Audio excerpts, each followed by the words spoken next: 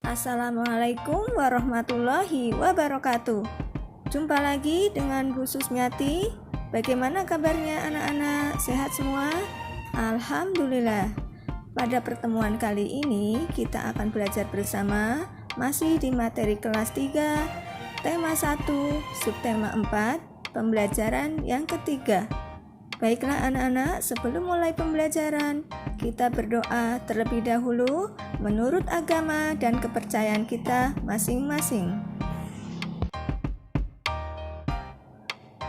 Tetap semangat, yuk belajar lewat video pembelajaran kelas 3, tema 1, subtema 4, pembelajaran 3. Jangan lupa like, subscribe, komen, dan share-nya. Terima kasih. Bunga adalah bagian dari tumbuhan. Bunga diperlukan dalam proses perkembangbiakan sebagian tumbuhan. Ada banyak jenis bunga yang ada di sekitar kita. Berikut ini adalah bunga kebanggaan Indonesia, yaitu bunga Rafflesia arnoldi, bunga anggrek, dan bunga melati. Bunga nasional Indonesia. Beberapa negara memiliki bunga nasional. Bunga nasional adalah bunga yang dapat mewakili karakteristik sebuah bangsa dan negara. Misalnya, bunga tulip dikenal sebagai bunga negara Belanda.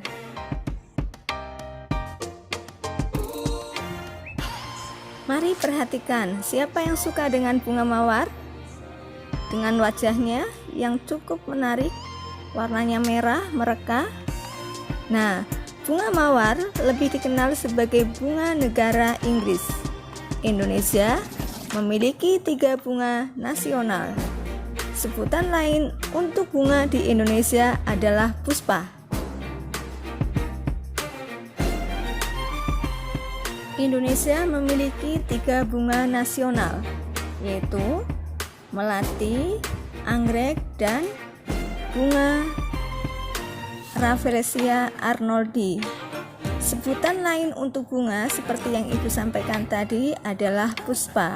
Bunga melati putih disebut dengan puspa bangsa. Bunga anggrek bulan disebut dengan puspa pesona. Bunga Rafflesia arnoldi disebut dengan puspa langka. Bunga yang berwarna-warni dapat menjadi ide dalam membuat karya. Masih ingatkah kalian dengan kerajinan mozaik yang pernah kita pelajari bersama pada materi pembelajaran sebelumnya? Warnai gambar bunga di bawah ini menggunakan kertas warna yang dipotong-potong. Kertas potong dapat diperoleh dengan menyobek atau menggunting.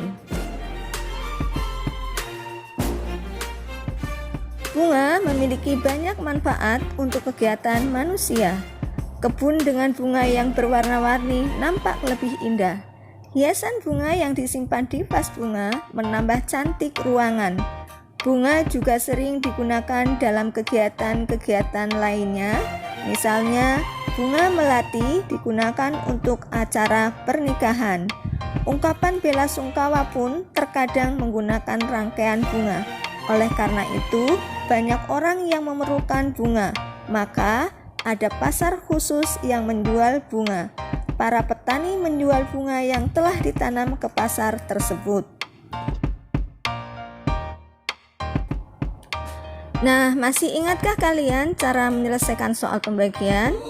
Ulangi dan pelajari kembali pembelajaran sebelumnya yang telah kita pelajari bersama.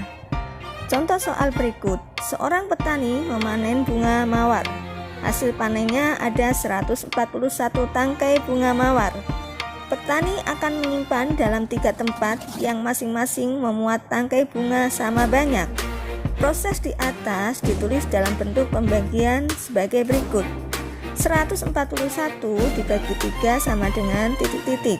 Kita selesaikan dengan cara susun bawah atau porokapet dan perhatikan materinya, yaitu 141 dibagi 3 mendapat 4. 4 kali 3 sama dengan 12. Kemudian 14 dikurangi 12 sama dengan 2, diturunkan ke bawah. Kemudian 1 turunkan lagi ke bawah. Sehingga 21 dibagi 3 hasilnya 7. 7 kali 3 sama dengan 21.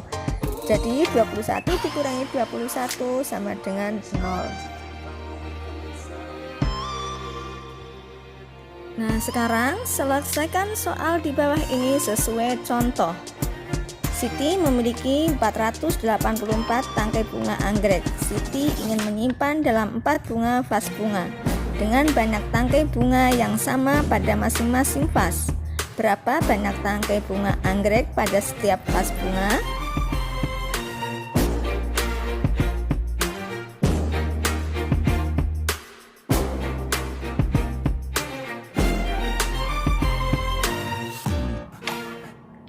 Berikutnya nomor 2, pohon melati Lani berbunga sangat banyak. Lani memetik 224 bunga melati. Lalu ia menyimpannya dalam 4 buah tempat. Masing-masing tempat memuat bunga sama banyak. Berapa banyak bunga melati pada setiap tempat? Nah, kalian kerjakan di buku tugas kalian masing-masing dengan sabar dan teliti serta tetap semangat.